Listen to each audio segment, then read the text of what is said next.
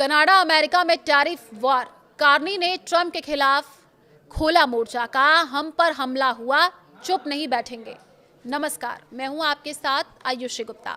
America और Canada के बीच रिश्ते और भी तल्ख होते नजर आ रहे हैं। दोनों देशों के बीच लंबे समय से चल रहा व्यापार विवाद अब और गंभीर हो गया है।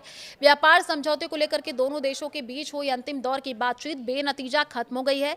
इसके बाद ट्रंप प्रशासन ने कनाडा के करीब 20 अरब डॉलर मूल्य के सामान पर 50% टैरिफ लागू कर दिया है। कनाडा के प्रधानमंत्री मार्क कार्नी ने साफ कहा है उनका देश अमेरिकी टैरिफ का डॉलर के बदले डॉलर जवाब देगा। कनाडा के प्रधानमंत्री मार्क कार्नी ने शनिवार को अमेरिका के खिलाफ जवाबी कार्रवाई का ऐलान किया। उन्होंने कहा कि 8 सितंबर से अमेरिका से आने वाले सामान पर डॉलर के बदले डॉलर के हिसाब से जवाबी टैरिफ लगाया जाएगा। उन्होंने कहा जब आप पर हमला होता है तो आप युद्ध की स्थिति में होते हैं और हम पर हमला हुआ है अमेरिका के टैरिफ के बाद फैसला। दरअसल प्रधानमंत्री मार्क कार्नी ने फैसला अमेरिका की तरफ से शनिवार को लगाए गए 50% टैरिफ के बाद लिया है। जी हाँ, अमेरिकी शुल्क कनाडा के करीब 5% वार्षिक निर्यात को प्रभावित करता है। इनमें हॉकी स्टिक, मेडिकल उपकरणों में इस्तेमाल होने वाले लकड़ी के छोटे उपकरण और कई औद्योगिक उत्पाद शामिल हैं। किन अमेरिकी सामान पर लगेगा टैरिफ, ये आपके लिए जानना बेहद जरूरी है। कार्नी के मुताबिक कनाडा का जवाबी टैरिफ कई क्षेत्रों के अमेरिकी उत्पादों पर लागू होगा। इनमें डेयरी उत्पाद, स्टील, घरेलू उपकरण, कृषि मशीनरी, इलेक्ट्रॉनिक सामान, लुगदी, कागज से जुड़े उत्पाद शामिल हैं। कनाडा सरकार का यह कदम अमेरिकी टैरिफ के सीधे जवाब के तौर पर देखा जा रहा है।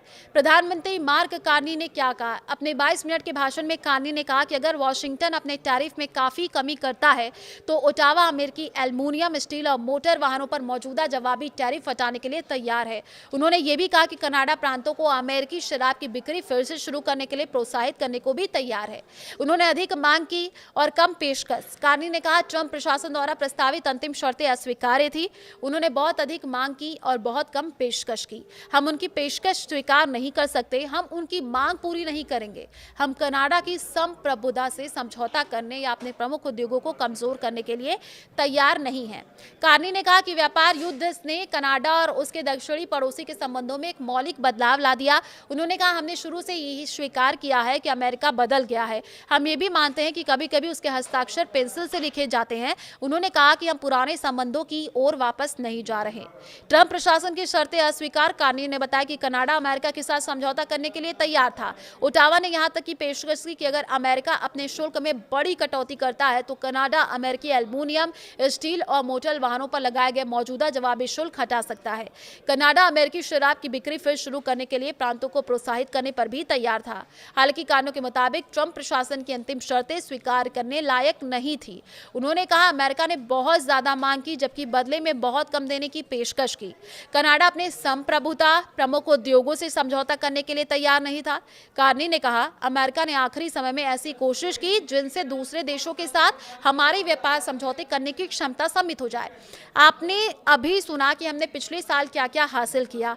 20 नए समझौते, आर्थिक सुरक्षा साझेदारी और अपने बाजार तक पहुंच को दोगुना करने की संभावना, क्योंकि हम मुक्त व्यापार में विश्वास करते हैं। दुनिया भर के कई देशों के लिए हम एक पसंदीदा साझेदारी हैं। अमेरिका इसे सीमित करना चाहते थे। वे जो शर्तें रखना चाहते थे वे मंजूर करने लायक नहीं थी। 48 घंटे में बदले बातचीत के हालात। दोनों देशों के बीच बातचीत टूटना इसलिए भी महत्वपूर्ण है क्योंकि इससे सिर्फ 2 दिन पहले तक समझौते की उम्मीद बनी हुई थी। वॉशिंगटन में कनाडा के व्यापार मंत्री डोमिनिक लेब्लांक और अमेरिकी वार्ताकार जेमिसन ग्रियर के बीच 3 दिनों तक बातचीत चली थी। दोनों पक्षों के अधिकारी समझौते के करीब नजर आ रहे थे, लेकिन अंतिम चरण में अमेरिका की ओर से कुछ नई शर्तें सामने आई, जिसके बाद कनाडा ने बातचीत रोक दी, अपनी वार्ता टीम के ओटावा वापस बुला लिया। अब पुराने रिश्ते नहीं रहेंगे। कार्नी ने कहा कि व्यापार युद्ध ने अमेरिका और कनाडा के रिश्तों को मूल रूप से बदल दिया है। उन्होंने कहा कि कनाडा ने शुरुआत से ये समझ लिया था कि अमेरिका बदल चुका है। कार्नी ने स्पष्ट शब्दों में कहा हम पुराने रिश्तों की ओर वापस नहीं जा रहे हैं। इधर ओंटारियो के प्रीमियर डग फोर्ड ने भी कनाडा की जवाबी कार्रवाई का समर्थन किया। उन्होंने कहा टैरिफ के बदले टैरिफ, डॉलर के बदले डॉलर की जवाबी कार्रवाई के लिए उनका पूर्ण समर्थन है और हर चीज पर विचार करने की जरूरत है। अमेरिका ने कनाडा पर ही लगाया दोष। हालांकि अमेरिकी प्रशासन ने बातचीत टूटने के लिए कनाडा को जिम्मेदार ठहराया है। ट्रंप प्रशासन ने कहा कि उसने कनाडा के प्रमुख क्षेत्रों में रियायतें दी थी। अमेरिकी व्यापार वार्ताकार जेमिसन ग्रीन ने कहा, वॉशिंगटन ने कनाडा के लिए लकड़ी, स्टील, ऑटोमोबाइल जैसे महत्वपूर्ण क्षेत्रों में टैरिफ कम करने की पेशकश की थी। उन्होंने दावा किया कि कनाडा को पहले से बेहतर समझौता सकता था, लेकिन वो ऐसा नहीं चाहते थे।